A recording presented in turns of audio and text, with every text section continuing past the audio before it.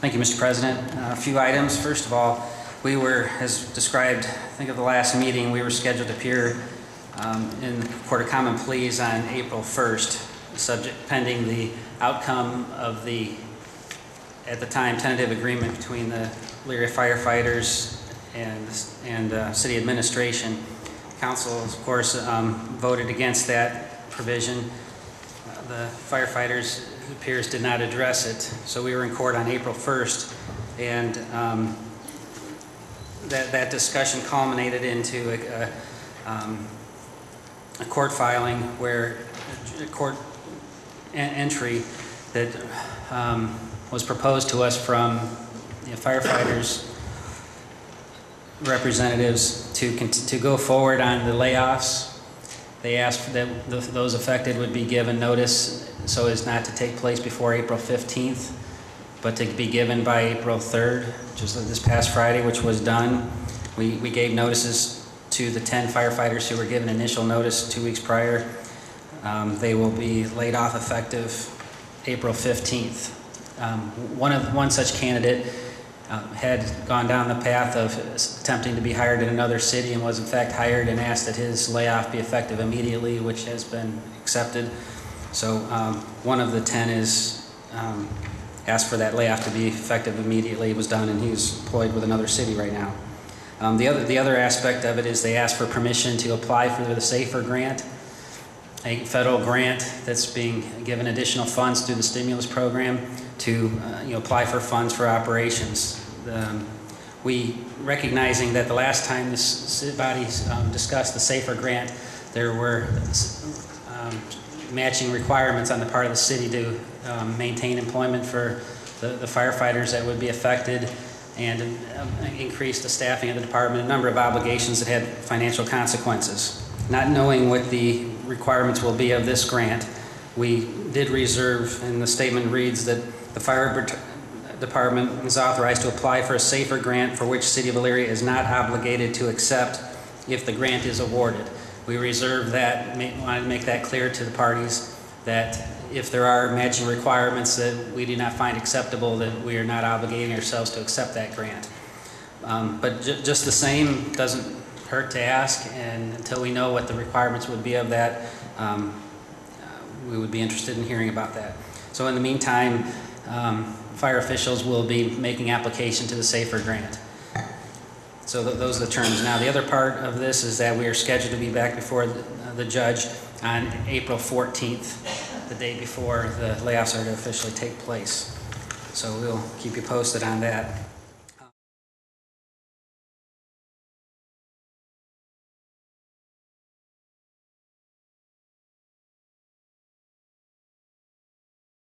A number of items to recognize here, as well as you have before you on an item on the agenda, item number 5, having to do with the application for the burn grant through the Department of Justice, federal, with the stimulus program. It was approved in committee the other night, and it was a split vote, and there's been some questions since. And I think it's important to understand that the application allows us to apply for, in this case, up to 14 police officers. There is a fairly modest match, largely the training and the equipment of those officers that would be due near the front end of their employment. While it's a relatively modest contribution, it is one that is could perhaps be beyond our means, particularly with the tight finances this year.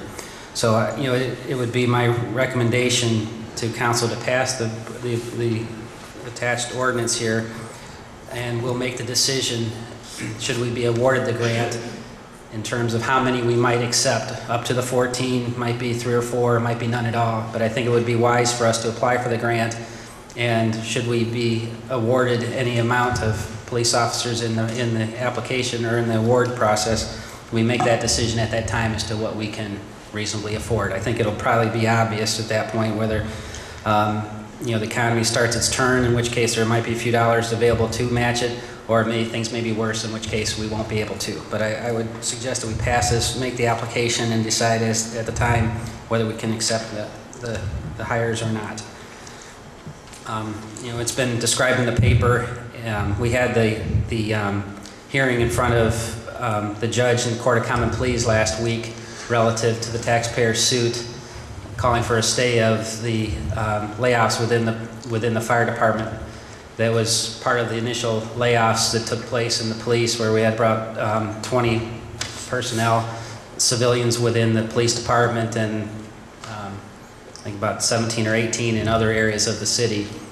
This was a follow-up to that included the fire department. There were 11 firefighters given notice that led to that lawsuit. The judge ultimately recognized that city government, council, and administration have the rights to operate within our budgets and to make those management decisions. And those layoffs went forward as of the 15th. It's nothing that any of us take any satisfaction other than meeting our budget. These are difficult times, and we've had to absorb some challenging cuts in every department, and that which we hold perhaps most dear and sacred as our responsibilities to our residents is safety, largely through the police and fire departments. It's very difficult, but having to meet our budget, we have no other choices but to do what essentially was done. The budget that was passed, that has actually been leading into it for years, we've had to pare down expenses within the city, largely in an effort to preserve whatever we've been able to within the police and fire budgets.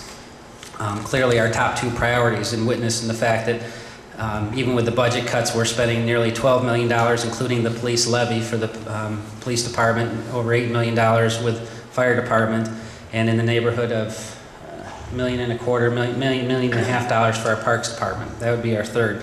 And those are the areas that, with all the cuts, we've tried the hardest to preserve those three departments, police, fire, and parks.